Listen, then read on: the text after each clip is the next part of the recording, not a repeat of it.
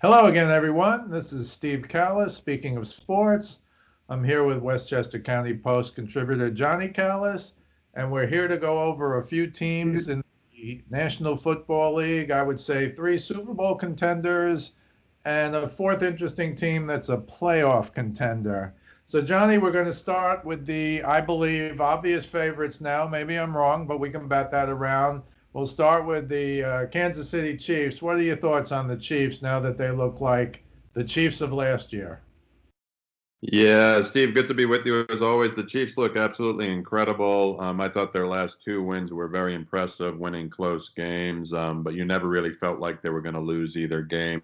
Coming back from behind against the Raiders, and then obviously defeating the Buccaneers by 3 points, getting off to a really fast start, and Mahomes closing the deal. It just needs to be said, it's pretty obvious at this point. Patrick Mahomes is the best football player in the world right now, and it's really not even close. He should be well in line for his second MVP award. The only way he won't get it is because he set a standard for himself so high that it's hard to overcome. But I do just want to give a nod, not just to Mahomes being the best quarterback player in the world. Tyreek Hill is the best receiver in the world, period. And to me, we've always talked about his blazing speed, which if you even turned on the Bucs game for a minute, there was a high chance you saw it in action this past Sunday.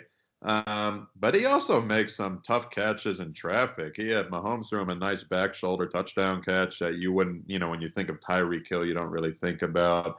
So the fact that they have the best quarterback in football, the best receiver in football, the only way you're going to beat them is in a shootout. The Raiders did that earlier this year. They almost did it again.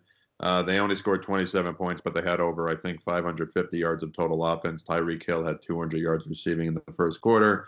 And just a final point I'd like to make, I think they're a really tough team to play the first time you play them because you just have no concept of their speed.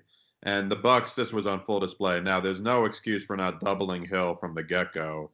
And, they gave up 200 yards in one quarter because of that. They had their fastest corner out for the game, and they had their more physical corner on him, and he just couldn't keep up. But I went back in time, and the first time that the Patriots, who have had some success at defending, against Mahomes, at least for halves in games, which is kind of funny when you look at it. The first time they played Patrick Mahomes and Tyreek Hill together back in the regular season in 2018, the Patriots held on 43-40 at Gillette. Tyreek Hill had 7 receptions for 142 yards and 3 touchdowns. That AFC Championship game later that year, he only caught 1 pass the entire game. So I think the first time you play these guys, it's really tough, which is why it's going to be tough for some NFC teams going forward, which is why it doesn't surprise me, for example, that the Raiders have played the Chiefs tough twice. I think we've talked about this in the past. Even if you're in a relatively easy division, which I think we can say the Chiefs is, relatively easy. A couple of years ago it wasn't, but, Chargers are kind of growing. The Broncos aren't that good. The Raiders are so-so. Those are still tough games. So I think the Chiefs have to be the odds-on favorite to win the Super Bowl this year. You almost start thinking, do you pick them against the entire field? I don't know if I'd go that far, but it's hard to pick against them. Obviously, defensively, they still have issues, but if Mahomes has the ball with the game on the line, whether it's to ice the game as he did against the Bucs or to win the game as he did against the Raiders, it's hard not to pick against him. And the last thing I'll say is, to me, Mahomes isn't just impressive, and I'm not calling him the greatest of all time yet. He still has to do this with generations of receivers. He has to do it without the fastest receiver in football. He has to do it without the best tight end in football. He has all that at his disposal. He has a long time to go to catch Tom Brady if he ever will. But he is incredible. And what's impressive to me is why I go back to the Super Bowl performance last year. It's not the coming back from 24-0 against the Texans in the divisional round where, you're playing an overmatched defense at home. It's coming back against one of the few really good defenses, the 49ers of last year, double digits after throwing a couple picks, showing some mental toughness. That, to me, showed that Patrick Mahomes isn't just going to put up big numbers. He can deliver in the clutch, and they're going to be really, really tough for anybody to beat, including a team we'll talk about later in the show. Well, some good points. It's probably the best quarterback wide receiver combination right now in the NFL and will be if he stays healthy, if they both stay healthy for years to come. I'll also mention they arguably have the best tight end in football in Kelsey. And a guy like a Sammy Watkins is almost an afterthought. He'd be a two for sure on a lot of teams, most teams, and a one on a bunch of teams as well. I can think of a few off the top of my head. But I think the interesting thing is you make a good point. How can they not? And this is what Belichick does. Belichick will take his best corner sometimes and put him on the second best receiver and then double every play on the Tyreek Hills of the world. And I think you have to double them. And if they didn't figure it out after the first bomb, they should have figured it out after the second bomb. And to go over 200 yards in a quarter, and I think Mahomes threw for like 239 yards in the first quarter, was just short of the all-time record, I think. Or maybe it was Hill who was like 4 or 5 yards short of the all-time record for a wide receiver in the quarter. But I will say this, you're right. The only way they lose is a shootout. They're not very good defensively against the run. I think, and the reason I say now, to me, they've kind of come back to where they were last year, because earlier in the year, I saw a bunch of games they could have lost, and then they did lose to the Raiders, and arguably could have lost to them again. But we've talked about this off air. I think I thought the Patriots, when Cam Newton was on the COVID list, I thought Belichick had one of the greatest regular season game plans in the history of the NFL, and was in the game. And if Brian Hoyer, believed to be a really intelligent quarterback, hadn't made two big blunders, they would have had at least two more field goals early on. Again, would they have beaten him with Cam Newton? It's the old we'll never know. But I thought earlier in the year, they looked very beatable and were beaten. And now they're starting to look more like the Chiefs of a year ago. Having said that, again, I think you can run on them. If you can run on them in theory, if Belichick had a better team, I think he'd run on them all day and, take the air out of the ball, not let the Mahomes be on the field that much. But I think that's a blueprint for other teams who are frankly better than the Patriots to maybe make a run. And having said all of that, I think the Chiefs right now are the favorites to win the Super Bowl. We'll talk about the Steelers later, but I think head to head right now, I'm not even sure if it would be close. I'll say to you what I've said in the past. If one team is going to blow out the other team in that matchup and virtually any other matchup with the Chiefs, you're going to say it's the Chiefs. If you heard it was a blowout, you'd say, oh, the Chiefs blew them out. Although the Bucs, to their credit, did come back, and I know we'll get to the Bucs later. But let's go from the Chiefs, who are, in my opinion, the clear favorites right now to win the Super Bowl. Let's go to the Patriots, who, frankly, are not even a clear favorite to make the playoffs right now, but still, I think, have an outside shot, unless you have anything else on the Chiefs, and then we'll move on to the Patriots. Yeah, just a final point, and it's a perfect segue into the Patriots. The Chiefs, one of the ways that you defeat them is ball control. Patriots, they had the ball for close to 40 minutes. And I'm not even sure if that included overtime in the AFC Championship game. They beat them a couple years ago. This past Sunday against the Bucs, the Chiefs had the ball for 37 minutes. Now, how are you going to beat Patrick Mahomes when he has the ball for 37 minutes? I'm surprised they came that close. And they didn't run the ball effectively, the Bucs. They relied, and we'll get to this on the Bucs, they relied on, let's throw it in the air. I do agree with you. The matchup I want to see, and I'll use this as a way to segue into the Patriots, I would really love to see the Patriots fight their way into that 7 seed, and if the Chiefs stay in the 2 seed, see that first-round matchup in Arrowhead, because I do think they would have won the game with a healthy Cam Newton back, I believe it was week 4. And I think it's because Patriots just have a unique way to match up against the Chiefs' explosive offense, and they can run the ball as good as anybody against the Chiefs' relatively not so good run defense. And what they've done is they double Tyreek Hill, and they put a really good corner, whether it's Gilmore or J.C. Jackson on Kelsey, and then you're forcing a guy like Sammy Watkins to beat you. Now, Sammy Watkins had, I think it was like 990 yards, close to 1,000 yards, 2 consecutive years with the Bills, and a quarterback, I don't even know if it was Fitzpatrick, a quarterback you might never have heard of. So this guy, I agree, he's at least a 2 on most teams. On some bad teams, he's a 1, as he has been in the past. So it's hard if he's the guy you're going to single cover, but you're going to single cover him over Tyreek Hill, or, you have to put at least a corner or double Kelsey, a really good corner, frankly. So the Patriots, look, they're 5-6. They still have a game against the Jets. So the way I think of it is they're 6-6. I'd like to say, based on their gritty win against Baltimore and even grittier win against Arizona, that they have a chance to run the table, because it looks like it's going to take 10 wins even if you're taking 7 teams in the AFC. A COVID scenario where you take an 8th team, maybe they are able to sneak in with 9 wins. The 2 teams they're directly behind in the standings, the Raiders at 6-5 and the Ravens, who I believe are now 6-5 after yesterday. Yeah. The Patriots have the tiebreaker over both of them. They still play Miami, who they're 2 back, and Miami still also has Kansas City. So theoretically, you could say if you win out, you beat Miami. Miami will probably lose to Kansas City. You can get to the 7th playoff seed, because they already beat Miami once this year. But the problem for New England is there's just so inconsistent. Yes, Deshaun Watson came last Sunday, or 2 Sundays ago now, and they had a hard time dealing with him, as many teams now are having a hard time dealing with him. But they're just so inconsistent. It's hard to see them winning 4 games in a row. Then they have the Jets. I'm not even really counting that. It's really hard to see that. So I kind of like them, honestly, to be 8-8. They're going to Los Angeles to play the Chargers before a short 3-day break, and I assume they'll stay out there to play the Rams. I see how they can beat the Chargers. A young, good quarterback. Belichick's had a good track record against them, coming off a good win against Arizona. When I see the Rams, I'm like, how are they going to be? I guess you beat them in a low-scoring affair, because the Patriots aren't going to score many points against that Rams defense. They're just not. So did Jared Goff look really good against the Bucs, but he was exposed this past Sunday? It's very possible. The Patriots' pass defense has been shaky. I thought they'd be the best unit in football. So it's hard to see them having enough talent and the consistency to win the next 5. Is it possible? Absolutely. I'd love, like I said, to see them 7 going into Arrowhead for the first week of the playoffs. And then the last thing I'll say just about Cam, I personally have really liked Cam in a lot of ways. I think he's been a good leader for the football team. He had a really hard time in clutch situations earlier in the season. I think they're 3-4 in 1-possession games.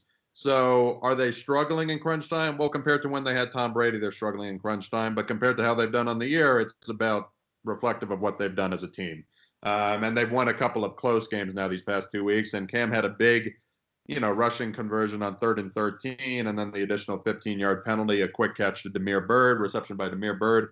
Nick Folk, who's the best player on the team, is in field goal range. I'm just disappointed that Bill Belichick didn't do more, and I know the salary cap situation, actually until the players opted out, then they opened up some space, Hightower, Chung, etc. Was tough for New England, but they just don't have enough guys around them. Jacoby Myers has come along nice. He's a 3 receiver at best. Damier Byrd has come along nice. He's a 3 or 4 receiver at best. They still have the worst tight end group in the league. It's just if they could have added another piece, and I know Edelman's been hurt, I think this team would have another win, maybe 2, and we'd be talking about them, a legitimate, not a 12-4, 13-3 team, but a 10-6 team who can make some noise in the playoffs. Can they still do that? I don't see Super Bowl. I know Kansas City, whatever they'll say, does not want to face that team. They'd rather face almost any other team in the AFC, because they just match up well against them, and they can run the ball. They're physical and can cover on defense. That's the only way you're beating Kansas City. How many teams in the NFL can do that in 2020? So I hope they get in. I'm sorry for taking up a lot of time, but it's New England. I'll turn it over to you. No, that's fine. I think some interesting things. I don't think Cam can sling it like he used to. I mean, he just seems to be having thrown, and I'm talking about throwing the ball deep down the field. Now, the answer could also be they don't really have a guy, maybe Bird now. They don't really have that guy who can go deep down the field. Randy Moss ain't walking through that door. But I think with Belichick, it's interesting, the Belichick Brady, and I know we're going to get to Brady and the Bucs next, and there's always going to be that comparison. But I think Belichick has done an incredible coaching job this year. I think we both agree he's made a couple of mistakes, not challenging plays, maybe clock management, un-Belichick-like. But these game plans against some of these teams, the Chiefs being the most obvious one, and that's why, Johnny, I think they can beat the Rams. I think they're going to beat the Chargers. I know they're going out there, but Belichick is such a better coach than most of these coaches. And the Chargers, who are good, they have a rookie quarterback who's been great. Herbert might be the rookie of the year. He's played better than Joe Burrow, and Burrow's hurt now. But I think Belichick has that way with rookie quarterbacks. He always somehow gets them confused. And so I'll take that to the next week against the Rams. I understand the defense is not what it was when they shut down the Rams in the Super Bowl. in a game that will be talked about 20, 30, 40, 50 years from now, because they're going to go, how could it be a 13-3 Super Bowl in the era of the past, and every team scores 21 points in every game? So I think he's going to come up with something for that game as well, because he just can. You're right. I don't think they're going to score a lot of points on Aaron Donald and the gang, but I actually do think they can run the table. And if they do, I think they will get into a wild card. You've talked a lot about, if they could have won one of these earlier games, and they could have won 2 or 3 of them, which will take me when we go to the Bucs to Tom Brady, because if Tom Brady was on that team, they would have won 1 or 2 more, and they'd at least be in position. But I think Brady got frustrated with the lack of weapons. I think Cam should be frustrated with the lack of weapons. But I think he needs to play a little better as well. If they get Edelman back, that'll be a big boost. But I still think they can make a run. So we have the Belichick side of the Belichick-Brady. If you have anything more in the Patriots, go there, and then let's turn to Tom Brady and the Bucs and maybe what's wrong with their coach, which I know you have some strong thoughts about, as do I. Yeah, just last comment as another good segue. I think Brady was clearly frustrated last year. I've heard a lot of people say the Patriots' weapons are even worse this year than last year because Edelman's been injured. You don't have a guy, even though he wasn't that good for New England, like Sanu. The thing that's different is their running game's a lot better because they have David Andrews back. And Isaiah Wynn, until recently, was healthy. So the health and consistency on the offensive line has made their running game considerably better than last year. Damian Harris has come on really strong. I don't know if you saw this. Pro Football Focus ranked him the #1 running back in the league. Damian Harris, #1 running back in the league, just ahead of Derrick Henry and your guy in Minnesota, Dalvin Cook, because he's averaging 5.2 yards a carry, which most people don't know. And they have, the pass blocking and pass catching metrics. So I'm not saying he is the best running back in the league, but he's come on incredibly strong. Why didn't they give him a chance last year? Different story, but I think David Andrews has a big role in that. Flipping over to Tom Brady and the Tampa Bay Buccaneers. Look, there's a lot of things I can say about. I've watched every Bucs and Patriots game this year. There's a lot of things I can say about the Bucs. They're sitting at 7-5. What I will say that I think will surprise some people, their season is still ahead of them, and I'm not saying that as like a negative. I can't find anything good to say about them. What I mean is they're playing 4 teams that are currently under 500. They have a real shot at finishing at least 10-6, if not 11-5. And the NFC, I'm sorry, is wide open. Honestly, the only team that looks like a complete team is the New Orleans Saints, and the New Orleans Saints have found creative ways to lose at home in the playoffs of late, some of which have been their fault, some of which haven't, but that's just the truth. And if you're a Buccaneers fan and you're going against New Orleans based on the first 2 appearances, you can't like it, but based on what the Saints have done, Tom Brady losing 3 times in the same season to the same team, it wouldn't shock me if the Bucs beat New Orleans. It surprised me a little, but it wouldn't shock me in the playoffs. Look, the Bucs, 2 things. Let's start on defense, and then we'll get to Brady and Arians. On defense, this team, which was one of the most dominant defenses in the league, fooled everybody with their performance against the Packers. It's just the only way to say it. They took down a good quarterback, a Hall of Fame quarterback who lacks weapons. It was Adams' first game back. They had a couple of interceptions, which never happens to Rodgers, rattled him a little bit early, and they had the talent and aggressiveness to really stomp on teams when they're down, and that's what happened in that game. But I'll tell you, when they played good teams since then, their defense has looked horrible. Over 400 yards of total offense against the Rams, mostly passing by Jared Goff. Over 400 yards of total offense against the Saints, mostly Drew Brees just picking them apart. And then Patrick Mahomes, they must have had over 400 yards of offense, it seemed like, in the first half this past Sunday. So I don't know what's going on with Todd Bowles. I think what's become clear is that they have an aggressive secondary, but they can't cover, just period. And if their front 7 doesn't get to them, and they're still the best team in the league against the run, but against a good quarterback, if their front 7 can't get to them through creative blitzes, or I don't see why they can't get to them rushing 4. They have Shaq Barrett and JPP, still 2 of the best pass rushers in the league. When they have been able to get to teams, they've been good. When they haven't, they've been really bad. And then on offense, look, I'm a Tom Brady guy. I won't hide behind it. The only thing I'll say for Brady is this guy could still reasonably have 40 passing touchdowns this year. He has 28, and he's playing 4 not-so-great teams. either at home in Tampa or in domes, which never has happened for him when he played in New England in December. So it wouldn't shock anybody if he has 40 touchdowns. It wouldn't shock anybody if Mike Evans, even though he's struggled in terms of receptions and receiving yards, leads the league in touchdown receptions by the end of the year. I think he's 2 off of Hill. Yes, he has a bye week, but if he had 5 or 6 more touchdowns, it wouldn't shock me playing against these teams. I still think they can figure it out. Arians and Leftwich. So Brady needs to do a better job at not turning the ball over. I'll use this as an example, but Arians has to do a better job at play calling. 3rd and 15 against the Chiefs. Brady's facing all-out pressure. He delivers one of the best passes of any quarterback in the league this year to Chris Godwin, who makes a really nice catch, but considering Brady was falling away, a 40-yard reception on 3rd and 15, it was incredible. They go to the well again the next play. Why? You Tom Brady twice in a row. You have Scotty Miller, who was great earlier and has fallen off, the reservation because Antonio Brown came into play. It's not his fault. Brady faces yet another blitz. They don't pick it up yet again, and he heaves it to Scotty Miller, who I've heard people say was only a yard underthrown. It was like 5 yards underthrown because Scotty Miller's not going up for a ball. He's going to be led, and his speed is going to take him to a ball. So Brady needs to either take the sack or throw it away. But why are you making that play call? Like, why are you with Tom Brady? You just converted 3rd and 15 for 40. Why are you doing that again? Run the ball, run a short crossing route, get the ball to Gronk. It just makes no sense. They're one of the last teams in the league in play action. Think about that. A Tom Brady team is one of the last ranked last team in the league in play action. Not in play action effectiveness. They've been great when they've done play action. They're just not using it. Bruce Arians is of the mindset that you need to run the ball to do play action. That's like a 25-year-old mindset. That's backed up by I'm not a sabermetric guy. That's backed up by no statistical anything. You need to run the Patriots haven't been able to run the ball for years. They use play action effectively with Brady, except for a couple seasons. So no play action. And then can you do a little bit of motion pre-snap? What did we see with Brady in New England?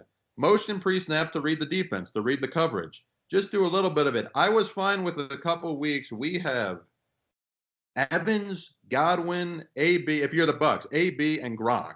You have 4 guys who have been all-pro level or currently all-pro level caliber players. Sure, you want to spend a couple weeks just saying, can you stop us? Just, sure, try it.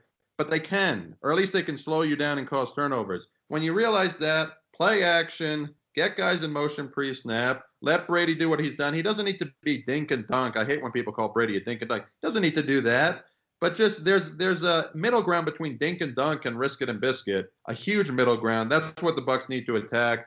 And if they do, there's no reason they can't win 4 games in the regular season, and there's no reason they can't go on a run in the playoffs. But they need to start doing it against a tough Minnesota team that they have coming off the bye. I've been mystified by the notion that Tom Brady is still learning the system and he has to get used to stuff, as opposed to Bruce Arians changing the system to be more like Tom Brady. It makes no sense to me, which leads me to my thought. If they don't finish up strong, if they don't make a run in the playoffs, maybe Bruce Arians is gone because, you can already hear him saying his famous quote this past week, and the stuff he says about Brady is so stupid. Not because it's not true to some degree, but just because you're Bruce Arians. How many Super Bowls do you have in your career? Yeah, and so Brady's got 6. So the notion that you criticize outwardly and people are saying, oh, the only difference is Belichick did it privately. Well, that's a big difference. And he's Bill Belichick, by the way. So I think it's kind of been asked backwards in terms of the things Arians says, going back to the beginning of the year. Tom wasn't ready, or he missed some spots, and he had to take back that one where the receiver admitted, I think it was Evans, he stopped running. I mean, it's so stupid, and it cannot be productive for anybody, either coach or player or team. So that's the first thing. I'm just shocked. Todd Bowles, he's my guy with the blitz. He got burnt early on in the season. Remember the Chargers quarterback threw those 2 long TD passes? Maybe it seems to me he's kind of totally backed off. Now, I don't think you're going to blitz Mahomes too much because he's Mahomes. But I do give them credit for coming back in that game, Johnny. I think, the Saints manhandled them. I know that. But to turn that into a game, I thought was very impressive. So I agree with you. I think they could beat the Saints. I don't think Brady's ever lost 3 times in a year to the same team. That's like impossible. But I think you have to look on the defensive side of the ball. Their defense, much heralded defense. Still, I think I saw today, still at least statistically number one against the run, I believe.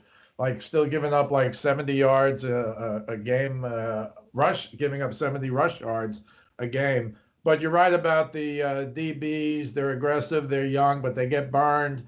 If the front four can't get a rush and they're not blitzing, which again, they don't seem to be doing, frankly, that's a recipe for disaster. So I think they still have time. I think they can run the table. I'd be shocked if they're not at least 4-1, right? They're seven. What are they? 7-4.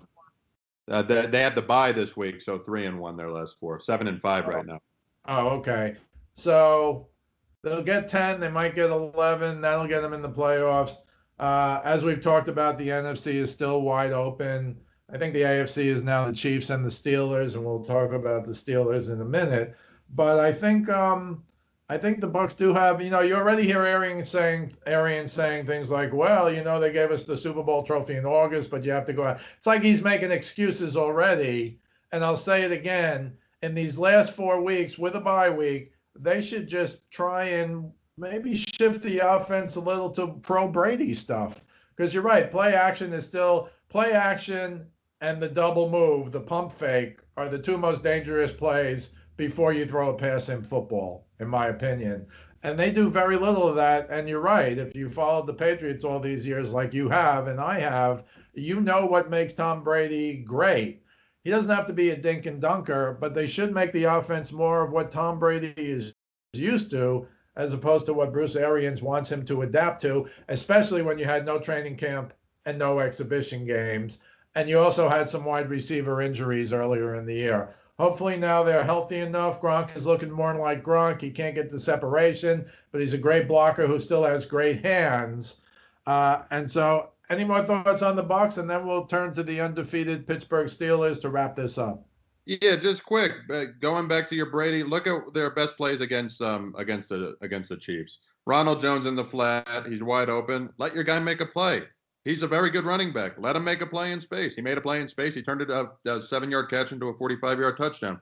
Rob Gronkowski down the seams and play action. Gronk can't get separation, but you do play action and nobody covers him. You have a 45-yard completion. How many times do we see that in New England? And he's like number 3 or 4 on this list, even though he still, I think, is better than most people thought he would be. He's not what he was, but he's in between. So Bruce Arians needs to go away from bombs away Bruce, as maybe some people start calling him. Seems like Brady's doing the same thing each week. Maybe tailor your game plan to the teams you're playing. That'll get you to more of a championship level as a coach. He's far away from that. We'll see if his players can carry him there. Not looking great right now, but it's still possible. And that's the greatness of Belichick. They talk about him always having a different game plan for every game, every year. And Bruce Arians could take some pointers from him instead of opening his mouth publicly, especially about the greatest quarterback who ever lived. I'm going to go to the Steelers. I want to read you their 11-0. I thought fortunate yesterday in what would have been a big, big upset in that they did beat the Ravens 19-14. But I'll go just to talk about that game briefly because it shows to me a weakness in the Steelers. And Tomlin slaughtered them after the game, even though his team won. He killed his own team. But the mismanagement of the clock before the half when the Ravens are driving down, they used their last timeout very early. So they got down to first and goal. They ran the ball, which is a little shaky when you have no timeouts. But to their credit, they could have spiked and kicked the field goal, but they decided, on the fly, no timeouts, no time. They decided to go play action. Wilson was open by himself in the end zone. RG3 threw the ball to him, and I thought he made a mistake because the new thing I've seen in the last 2 or 3 years in the league is when you have a big receiver and the guy throws the ball up high and the guy catches it up here, he just keeps it up there. He never brings it down. Now, Wilson was wide open. He caught the ball up here. He caught it. And then as he brought it down, this is the last play of the half, it's knocked out of his hands. I've seen a number of catches this year with a guy, if he had just caught it and just kept his hands there, now maybe you tell me his momentum, he was falling backwards a little bit and he couldn't help himself. If he could have kept the ball here, nobody could have touched it. And I'm not saying they would have won the game, but that clock mismanagement coupled with that play really kind of doomed the Ravens, who put up a great fight with, they're missing 12, 14 guys. I think they were missing 9 starters, including, of course, Lamar Jackson.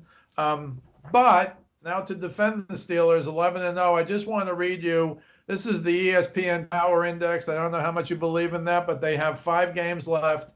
And here's their percentages to win the final 5 games. I don't think they're going to be 16-0 because they're not good enough, but I didn't think they'd be 11-0 either. But just quickly, Washington at Pittsburgh, 74% Steelers to win. Steelers in Buffalo, their probably biggest chance to lose. They have a 60% chance to win, which is a little surprising to me. Then they get the Bengals in Cincinnati, 78%, no Joe Burrow. Then the Colts come to town, but in Pittsburgh, 70% win for the Steelers. And the final game, Steelers go to Cleveland against the Browns. Steelers have a 71% chance to win. That's pretty good, but the mathematics are their chances right now to go 16-0, 17% when you take in all the possibilities of a loss. Again, I don't know if you're in with the power index, but my point is they'll be favored, at least according to this, in all 5 of their remaining games. There's been a number of games they could have lost, though, so I think they've been very fortunate. To defend them, they did have a weak schedule early, but to defend them in consecutive weeks, they crushed the Browns, they beat the Titans in Tennessee, and then they had that great back and forth with the Ravens where they beat the Ravens. So those are 3 really good wins, in my opinion, especially now that the Browns are 8-3, even though we don't think they're that good, but they're 8-3. So the one thing that I think that really hurt them, and it will hurt them, was yesterday, Bud Dupree, who's had a great season, an all-pro season, getting to the quarterback, et cetera, and you probably saw the play. He rushed around the edge, and he just kind of crumbled. Nobody touched him. And there's at least one report out as we're taping this Thursday morning, the day after the Steelers played a rare Wednesday game, that Dupree has a torn ACL, and he'll be out for the season and, a good part of next season as well. That's a huge loss to the Steelers. They have a great defense, but that's a huge loss to the Steelers defense. The other thing I wanted to talk about is I haven't heard a whole lot about, to me, Big Ben not being Big Ben. He's not really slinging it. Now, he had that elbow surgery, 3 torn tendons. He's not really slinging it. He's a little bit dink and dunk that I don't remember him being. And he's also not standing in there and taking the massive hits he's taken in the past. He's 38 years old. He's had a bunch of injuries. He's getting rid of the ball really quick. It's almost like they've gone from the let's sling it down the field, you can't tackle me, to let's kind of get rid of it quickly, dink and dunk, I'm not going to get hit. I don't know if he can really sling it. He's thrown it, but I'm just not sure. He seems to be, to me, a little bit of a different quarterback. Now, you look at Brady at 43 and Breeze at 41, you're like, these guys can play into their 40s now. Big Ben is Big Ben. He's taken a horrific beating over the years, and his escapes in the pocket are legendary, including some of his short runs where he's a hard man to bring down.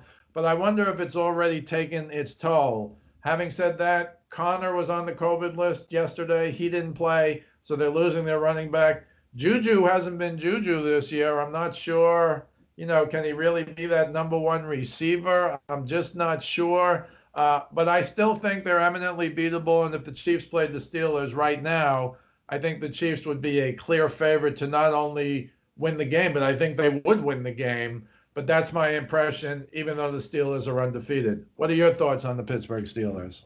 Yeah, I think the Steelers, and you kind of just indicated this, they're clearly the second best team in football.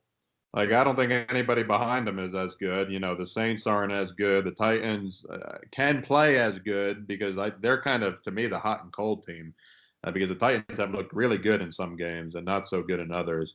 But they're clearly the second best team in football. They're the best overall team in football, all-around team in football, I mean. But yeah, Dupree, that's a big injury. Not just, obviously, it's a terrible injury for them going undefeated. To me, it's a big injury when you're playing Patrick Mahomes in January, which will likely happen. And the Steelers probably have the best chance to defeat the Chiefs. They're not the only team who can. The Raiders have already beaten them. But they probably have the best chance to defeat the Chiefs because they're one of the few, like I said, in 2020 in the NFL, there are a handful of teams who can actually play good defense. And they're one of them. But there aren't like 5 of them. There's maybe like 3 or 4 of them. And that's what you're going to need to, at least. You're not going to stop Mahomes, but as New England has shown in the past, just slow him down enough. So that's the matchup that I'm looking forward to. Do I think they'll go 16-0? No, they have a chance, but it's going to be hard for them to beat Buffalo in Buffalo, the Colts at home, and then to beat Cleveland on the road. If they're going for 16-0, they'll probably go all out. They might need to go all out if they want to keep the bye, because Right. the Chiefs will be 15-1. But Cleveland could be playing for something that game too. I know historically Pittsburgh, Cleveland, you're taking Pittsburgh, though Cleveland's kind of the under the radar team that I don't think will go far in the playoffs. But hey, they're 8-3.